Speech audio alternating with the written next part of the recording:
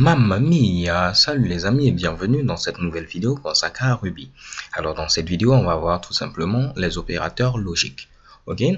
Donc c'est quasiment pareil à ce que vous avez déjà vu en logique mathématique. Nous avons l'opérateur et, l'opérateur ou, l'opérateur non. Donc le OR logique, le AND logique et le NOT logique. Ok? Donc ce sera très simple.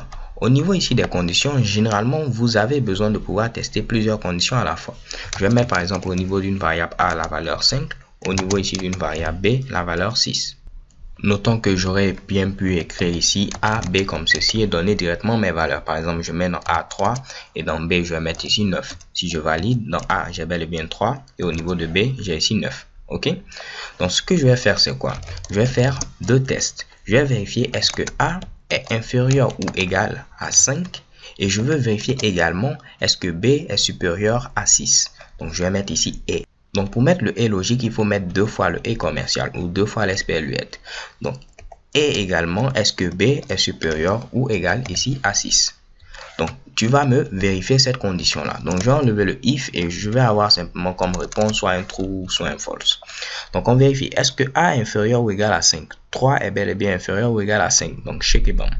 Est-ce que B est supérieur ou égal à 6? 9 est bel et bien supérieur ou égal à 6. Donc, normalement, je dois avoir ici true. Je valide, check et bam, true. Donc, je vais faire un autre test. Est-ce que A est inférieur ici à 5 et B est égal ici à 4? Si je valide, check et bam, vous voyez ici false. On vérifie. Est-ce que 3 est inférieur à 5? Oui. Mais est-ce que B est égal à 4? Non. Donc, comme vous pouvez le voir, avec le et logique, il faut que l'ensemble de vos conditions soit tout simplement vrai pour avoir comme résultat final true.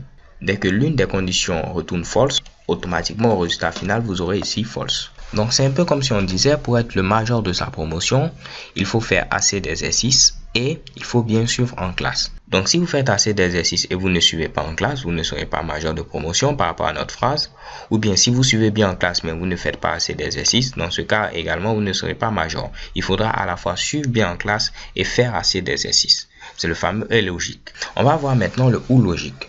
Le ou logique est matérialisé par deux fois ce symbole-là qu'on appelle ici pipe.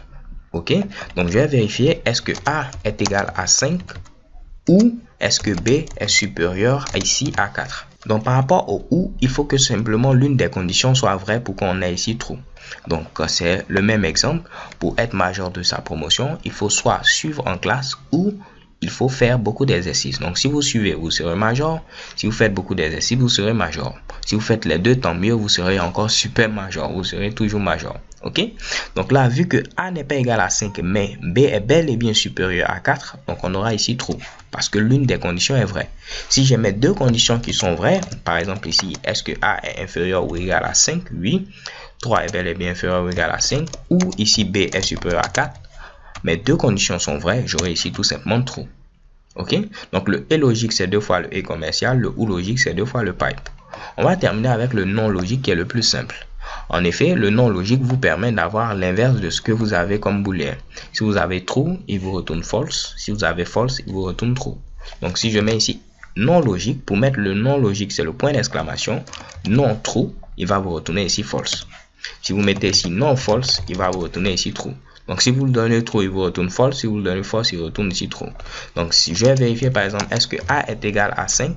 A n'est pas égal ici à 5. Donc, normalement, on doit avoir ici false. Mais si je viens mettre ici, pourquoi pas ici, notre petit non logique, cette fois-ci, on aura ici true. Donc, on récapitule. Est-ce que A est égal à 5? Non. Donc, on a false. Mais à cause de ce fameux non logique, le false va devenir maintenant true. Je valide, check et bam, j'ai comme résultat true.